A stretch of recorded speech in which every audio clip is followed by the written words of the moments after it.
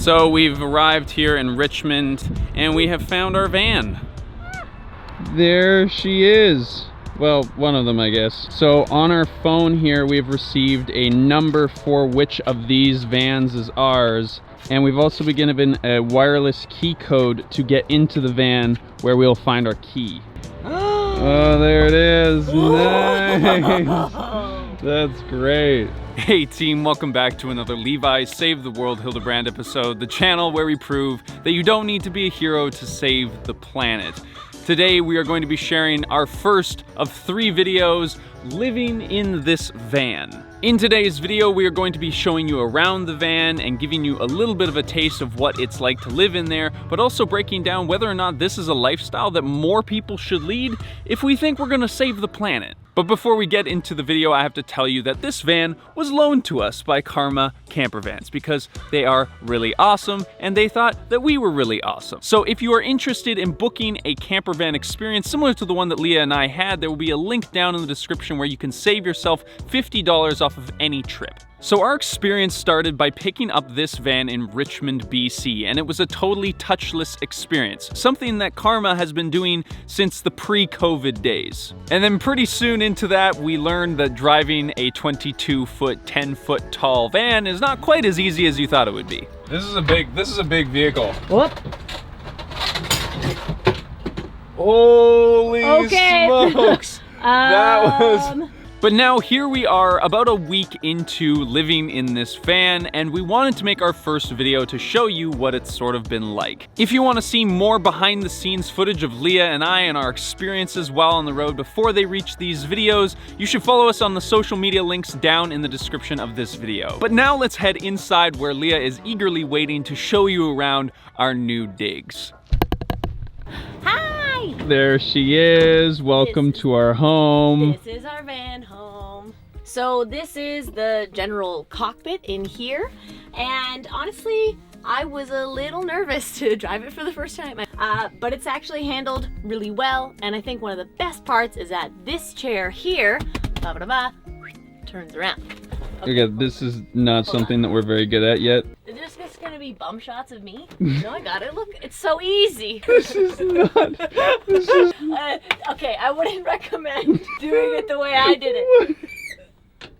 Oh, there. That was easy. Wow, look at that seamless experience. Well, from this angle, you can actually see a very nice sort of profile of what the front of the van looks like. But what I find amazing about this van is the headroom. I'm 6 feet tall and I have tons of space above my head when standing in here at full height. But let's get into the kitchen, shall we? Yay! So we have some nice lights laid up under here. But first, this is our great kitchen area and there's tons of counter space. Levi and I normally tent camp, so having running water, watch this, on, ready? This table here that we can both sit at and bring outside, and there are matching chairs. We'll show you that when we get to the back. And underneath the sink, which makes the magic happen, underneath the sink we have our gray water and our clean water tank. We have our little garbage can. This is our makeshift recycling area, our little Coleman stove, and that's easy peasy. You can either cook in here if it's cold outside, or outside either on that little table. Now, for those of you who know a lot about van life, all of this is powered off of a solar panel that's up on the roof. And with that solar panel, we're able to power everything within the van. So these are probably my least favorite part about this van so far. This is a disposable propane tank that we use for this little stove that we're using. And you use it about 4 or 5 times and then it's done. You have to throw it away. There's no recycling system that I know of for these tanks. So we're going to be getting a miniature propane tank with an adapter cable that attaches to this stove for the rest of our time in this van. Stuff like this drives me insane. So up above here, we have a bunch of stuff that clatters around when we're driving. So inside the Karma van, when you get it, you're fully outfitted for 2 people to eat and live and travel and play in this space. So you have 2 bowls, 2 side plates, 2 regular plates, 2 cups that could double as wine glasses. Fortunately, these are plastic so they don't break. all the time. And then you also have some steel mugs that could be coffee or tea mugs as well. All the rest of the stuff in here is ours. Moving on over here, we have another cabinet filled with what is now food. Most of this stuff we purchased while we were on the road, and that's something that we're going to get into later in the video, which is kind of the interesting challenge of living on the road and having to eat food that you cook yourself, but not really ever knowing where you're going to be getting your next meal. This is my favorite. I wanted a fruit bowl, so instead we have a fruit Tupperware. This is Leah's genius, creating this little container so that all of our round vegetables and fruits don't roll all over the van whenever we're driving. And they don't take up room in the cooler. Yeah, and it looks kind of like a fruit bowl. Down below here we have a cutlery drawer. You get 3 very functional knives. When you rent the Karma van, you have all of your utensils that you need to cook with. We have a few of our zero waste essentials, so like extra cutlery and stuff that we would bring with us if we weren't in the van for some reason. But what we've realized while living here is that like when you drive around in your house, you always have all the stuff that you need. It's not like, oh man, I wish that I brought my phone charger. Oh yeah, right. It's right here. In this drawer, we just have basically pots and pans, a kettle that we brought, and Leah has even used this pot to put our cereal in the morning because you gotta conserve space, right? I'm used to living in tiny spaces. Right down here is our inverter. You just flick this switch and you have full 120 power. Once you flip this switch, you can charge all kinds of larger things like your laptops and whatnot, because really the rest of it can charge via USB, which is up here on the counter. So this is our battery charge levels that we have in the van right now. We have 2 USB chargers that are right here all the time, and we just plug in our wireless charger, which is perfect for charging both of our phones when we're sleeping at night or just hanging out during the day. There's also another 12-volt plug right here. Now Leah's gonna show us the other side of our enormous living space. Huge. Woo. This is a cooler. That comes with the camper itself, which is awesome.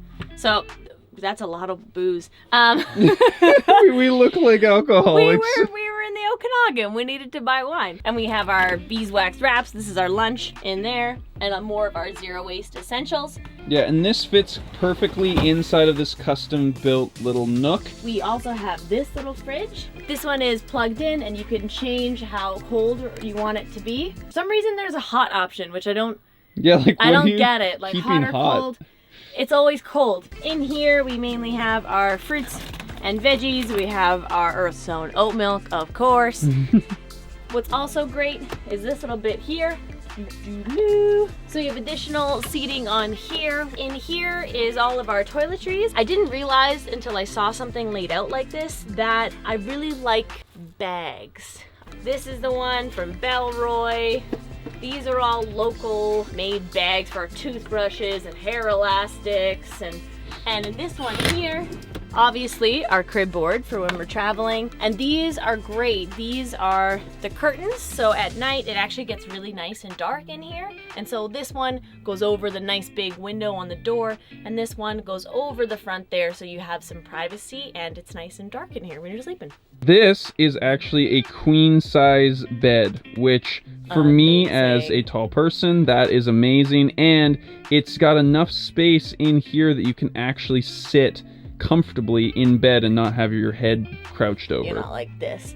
I thought that our clothes were gonna fly off of here when we were driving, but they haven't. They haven't. So we have our books. One of the main things is I love to read before I go to sleep every night. And Levi's like, oh, I'm tired. But imagine him with mouth guard, I'm tired. This is great because I can just plug in this little light, whoop, and I can read. Levi can go to sleep. And if he's really being a diva, he has his eye mask. The small USB lights are also super crucial if you want to do stealth camping. We spent one night in the back of a church, and it was really nice being able to like close everything off and still chill in here without any obvious light peeking out through all the windows. So elements of the stealth van are still here, even though it literally says Karma Camper Van on the side. It's like, oh. Yeah. Not quite so stealthy. All right, let's head around to the garage. There's some contentious drama about that. How do you pronounce garage in your native language of English? I know there's like garage and garage and garage, so comment down below. These privacy curtains are so important for getting a good night's rest. What was she doing? What? What are you doing? You gave me coffee this morning, man. I'm ready to go. So the doors on the side have these little locking mechanisms, which are super important because these doors are freaking enormous. First thing you see is our toilet. We have not used the toilet yet, and that'll be in the next video. I'm a little bit interested to see what it's like using that toilet, but hopefully it's fun. This is a ton of storage. Like, this whole area, you could probably fit like bikes, so many things. Yeah. People use it in the winter. You could put like your skis or your snowboard or anything like that. In here, we just brought our other camp supplies from our tenting just because why not? We have all this space. In here is the chairs that we were talking about before. One here, one down there. But it's also become our shoe storage, and we had an extra piece of firewood. So, you know, that's where it wants to live. So yeah, this has basically been our digs for a little under a week, and we will continue to live in it for another 10 days. Huge thanks to Karma Camper Vans for making this whole thing happen. If you want to book something with them, you can find their rates and their websites and even a little discount down in the description of this video. So if you're watching this video, you're probably wondering, should you live in a van? And I'm going to be answering that slowly throughout the next couple of videos, but in this video I wanted to break down whether or not living in a van was any more eco-friendly or sustainable than a traditional lifestyle outside of a van.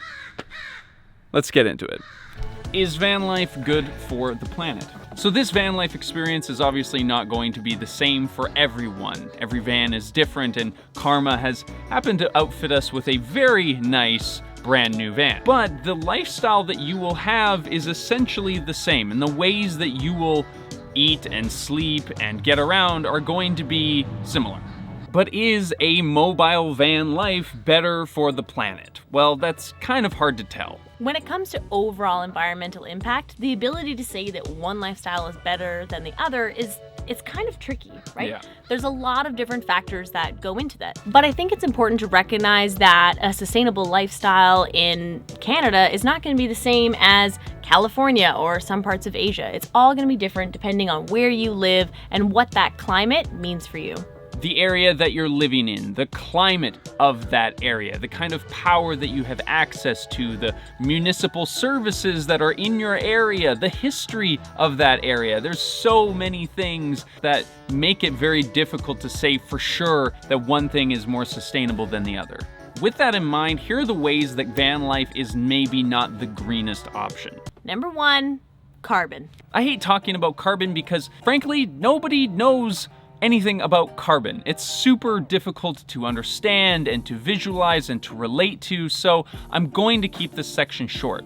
Essentially, we are driving a very large gas guzzling vehicle. So in that sense, this vehicle is not very good for the planet, but it is also our home. So if you were like the average Canadian and you put about 15,000 kilometers on your vehicle every single year, that means that in this van, we're creating almost 35,000 kilograms of CO2. What does that actually look like or mean, though? I don't know. That's the whole point. That's the hard thing. People are always talking about their carbon what does that footprint, mean? But I'm like, the footprint, at least you can see it. Like yeah. Carbon, you're like... But of course, this amount of carbon could change drastically. You might not drive as much as I just described, and you may be driving a more fuel-efficient van. Number 2, waste. The hard thing is recycling and compost, they aren't ideal in a van life situation. Yeah. Because you don't live in a city where you have access to municipal facilities like composting and recycling, you're kind of up to doing it yourself. Yeah, even just within the week that we've been doing it, we've found that it's not very easy to know where you can compost and recycle things, and that's always going to be a struggle. And number 3, tiny living limitations. Living in a tiny space is great in a number of ways for living a more sustainable life, but we're gonna get to those in another video maybe. There are limitations to living in a van though. Our Dometic fridge is a great way to save on having to buy ice and get all that plastic packaging, but it's an extremely small space, and so you can really only buy enough stuff for what you're going to eat at that moment. It just means that you have to be a lot more careful about how you buy and eat your food.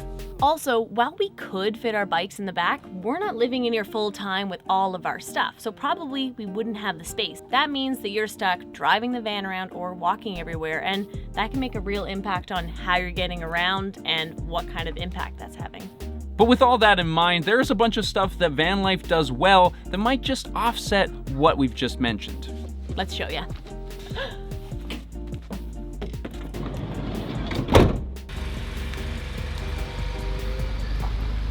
But the thing you really have to consider when it comes to whether or not van life is sustainable is what is that lifestyle replacing? Because if you're coming from a really tiny micro apartment in the city where you ride your bike and take transit and eat vegan and use your recycling and composting systems, then a van might actually be more intensive on the planet.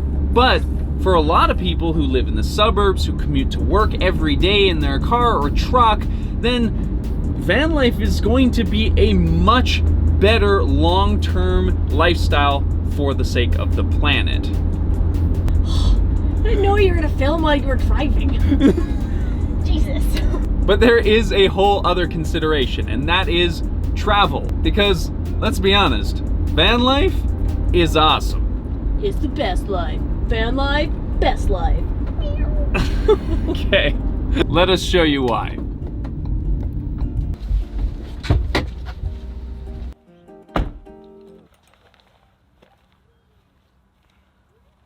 See, this is what van life is really all about. See, the thing is, people don't just hang out inside all day, every day, not wanting to go out and see the world that we're so desperately trying to save. So before COVID, people were flying all around the world, and that was the norm. We had flights booked for all different places across Canada and the world. But maybe COVID has changed how we travel, and van life might be a new way to do that. Yeah, so maybe it's not necessarily something that you do to live in. Maybe it's just a trip that you do to try it out for yourself. And of course, as I've mentioned before, if you go down to the description of this video, there's a little discount for you where you can try your own Karma camper van experience and hopefully get to check out some cool stuff like we did. But anyways, we're going to finish our drinks here, enjoy Slocan Lake, and we will see you for the next one. Bye.